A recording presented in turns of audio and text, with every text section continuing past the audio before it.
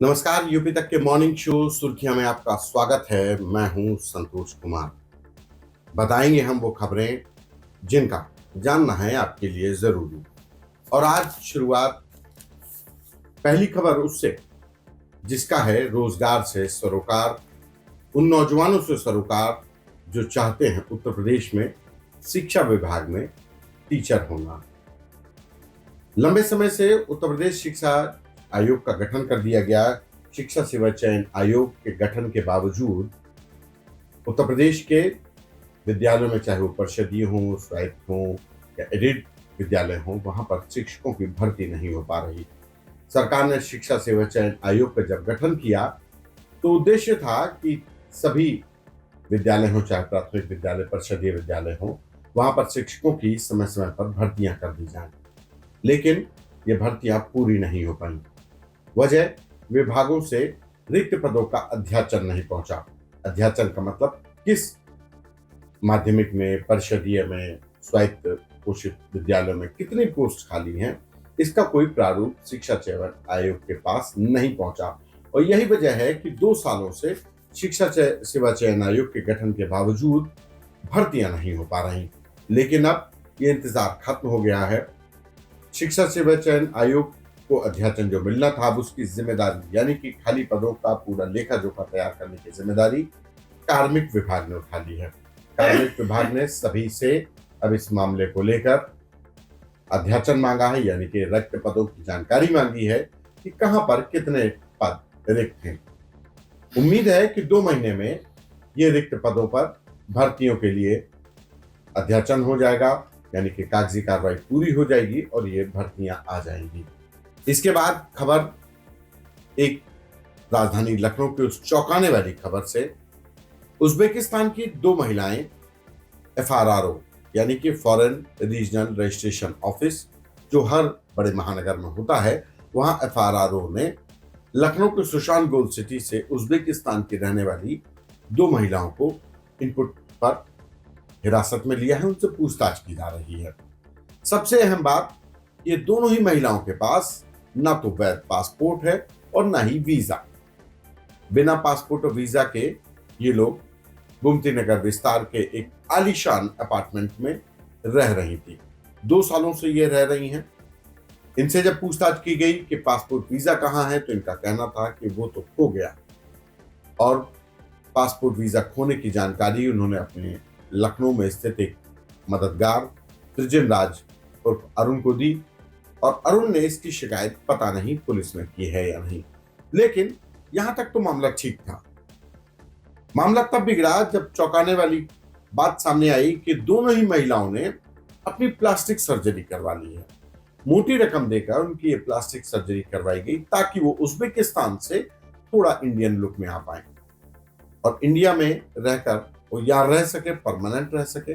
अब सवाल इस बात का है कि ये दोनों ही महिलाएं, हॉलिडा और नीलोफर इनके नाम हैं, ये आखिर भारत में क्यों रहना चाहती थी? इनके पीछे की मंशा क्या थी? ऐसा नहीं है कि ये पहली बार कोई विदेशी महिलाएं बिना पासपोर्ट या वीजा के पकड़ी गई हों। इससे पहले भी लखनऊ में ही एफआरआरओ ने चिन्हट के शक्ति अपार्टमेंट से लगभग 20 थाईलैंड की लड़कियां पकड़ी थी। इनपुट था कि 3 फ्लैट में ये रह रही हैं। उनसे भी पूछताछ की गई तो उनके पास पासपोर्ट थे लेकिन वैलिड वीजा नहीं था और वो यहाँ महीनों से रह रही थी। उन पर भी कार्रवाई हुई। जो शक्ति अपार्टमेंट के जो मालिक हैं शक्ति सिंह, जिनके यहाँ पे ये ठिकाना बना हुआ था, उन पर एफआईआर दर्ज हुई। और अब एक बार फिर सुशांत गोल्ड सिटी में एफआईआर दर्ज करवाई गई है लखनऊ पुलिस के सब इंस्पेक्टर की तरफ से। और इस एफआईआर में जो नामजद किए गए हैं वो डॉक्टर विवेक गुप्ता, जो मिनर्वा क्लिनिक प्लास्टिक सर्जन है और जिन्होंने इन दोनों ही उज्बेकिस्तान की महिलाओं की प्लास्टिक सर्जरी कर पहचान छिपाई थी, इनका नैन नक्श बदलकर इंडियन लुक दिया था। तो डॉक्टर विवेक गुप्ता और साथ ही इन दोनों ही महिलाओं को बिना पासपोर्ट, बिना वीजा के लखनऊ में ठहराने में मदद करने वाले त्रिजन राज पर एफआईआर दर्ज की है। अब लखनऊ पुलिस इन पर जानकारी जुटाकर पूछताछ कर रही है कि आखिर इसके पीछे की मंशा क्या है। जाहिर सी बात है कि अपने आप में इंटेलिजेंस एजेंसीज के लिए, सिक्योरिटी एजेंसीज के लिए, जब ऐसे में जब पूरी दुनिया का माहौल ईरान और इजराइल को लेकर, कुछ वक्त पहले भारत पाकिस्तान के बीच जिस तरीके के हनी ट्रैप की घटनाएं आ रही थी, तमाम सैन्य संस्थानों के लोग हनी ट्रैप में फंसे। ऐसे में विदेशी महिलाओं की बिना पासपोर्ट वीजा के बरामदगी और उस बरामदगी के साथ उनका प्लास्टिक सर्जरी करवाकर अपनी पहचान छिपाने की इस कोशिश के पीछे की असल मंशा क्या है, या क्या वो वास्तव में भारत में ही रहकर कोई काम करना चाहती थी, या फिर इसके पीछे कहीं कोई बड़ा षड्यंत्र, बड़ी प्लानिंग और बड़ी साजिश तो नहीं है कि इन दोनों ही महिलाओं के जरिए या ऐसी अन्य महिलाओं के जरिए भारत में बसाकर जासूसी करवाई जाए, साइबर क्राइम करवाया जाए। बहरहाल लखनऊ पुलिस के इस मामले में जांच करनी होगी और जांच शुरू भी हो गई है। इसके बाद एक और खबर अपराध से ही जुड़ी हुई, क्रिप्टो करेंसी के फर्जीवाड़े की। लखनऊ साइबर पुलिस ने 8 लोगों को गिरफ्तार किया। ये 8 लोग वो थे जो हमारे आपके बीच में साइबर फ्रॉड करके रकम इकट्ठा कर रहे थे, डिजिटल अरेस्ट करके चंद घंटों में ही लोगों की करोड़ों की कमाई पर डाका डाल रहे थे। ऐसे 8 लोगों को गिरफ्तार किया। इन लोगों की भूमिका, इनकी मोडस ऑपरेंडी भी जानना बेहद जरूरी है। बेहद जानना जरूरी इसलिए है क्योंकि ये बेहद खतरनाक और जल्दी पकड़ में आने वाले लोग नहीं थे। दरअसल जितना भी साइबर फ्रॉड है, डिजिटल अरेस्ट है, ये चाइनीज गैंग के द्वारा ऑपरेट हो रहे थे। टेलीग्राम के जरिए ये उस गैंग से कनेक्टेड थे जो काली कमाई, करोड़ों की कमाई साइबर अपराध और डिजिटल अरेस्ट से चाइनीज गैंग के पास पहुंच रही थी। उस ब्लैक मनी को वाइट करने का ये धंधा कर रहे थे, ये मददगार थे। वो कैसे हो रहा था? साइबर क्राइम और डिजिटल अरेस्ट के जरिए जो रकम चाइनीज गैंग के पास पहुंचती, वो यहाँ पर एक बैंक खाते खुलवाते, भोले भाले लोगों को कमीशन के नाम पर 10 से 15 हजार रुपए का कमीशन का लालच देकर उनके बैंक खाते खुलवाते। फिर उस बैंक खाते में लाखों रुपए उनके ट्रांसफर किए जाते। बैंक में पैसा आते ही कैश मनी निकाल ली जाती इस गैंग के द्वारा, और फिर जो खाता धारक है उसको उसका कमीशन 10 से 15 हजार, 20 हजार जैसी रकम है और जैसा सौदा बन जाए उसको कमीशन दे दिया जाता।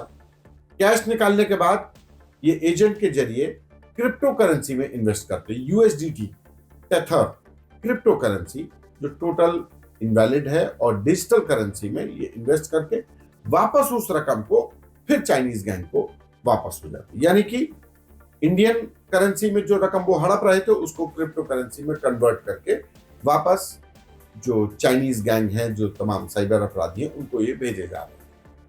ऐसे 8 लोगों को गिरफ्तार किया गया है।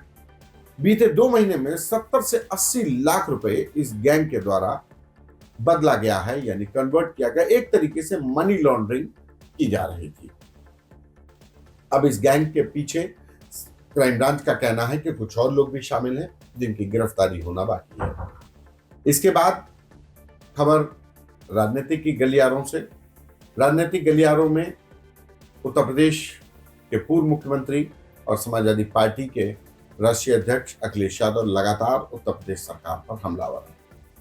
आज एक बार फिर वो मीडिया से मुखातिब होंगे और जाहिर सी बात है कि आज फिर वो उत्तर प्रदेश सरकार की कार्यप्रणाली पर सवाल खड़े करेंगे। पिछली बार उन्होंने शिक्षा विभाग में शिक्षकों की भर्ती को लेकर सवाल खड़े किए, भ्रष्टाचार को लेकर सवाल खड़े किए, कानून व्यवस्था को लेकर सवाल खड़े किए। आज सपा अध्यक्ष अखिलेश यादव बीजेपी को और उत्तर प्रदेश की बीजेपी सरकार को घेरने के लिए एक बार फिर मुखातिब होंगे। राजनीतिक गलियारों में बसपा अध्यक्ष मायावती भी हमलावर है बीजेपी के ऊपर, बीजेपी सरकार के ऊपर कि समय से भर्तियां नहीं निकल रही हैं, कानून व्यवस्था ध्वस्त है, पक्षपातपूर्ण रवैया हो रहा है, तबादलों में भ्रष्टाचार हो रहा है। तबादलों में भ्रष्टाचार विपक्षी दलों के लिए एक बड़ा मुद्दा बन गया है।